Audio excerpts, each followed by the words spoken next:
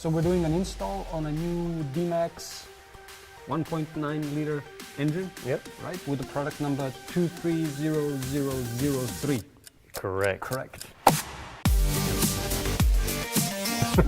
So, take the engine cover off. Yeah. First things first. Okay. What we gotta find? Injectors. Yep, right there on top. 1, 2, 3, 4. That's pretty easy. Yeah, pretty easy. Harness is also pretty easy. 4 injectors and then a power supply. 1, 2, 3, 4.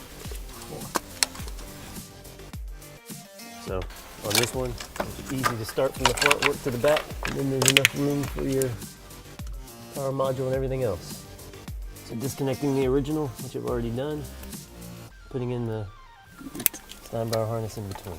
In the same direction, then you can be tied down.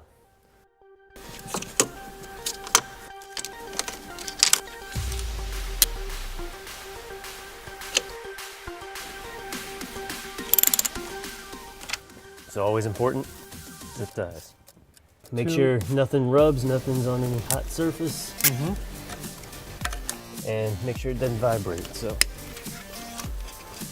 And then last is the module.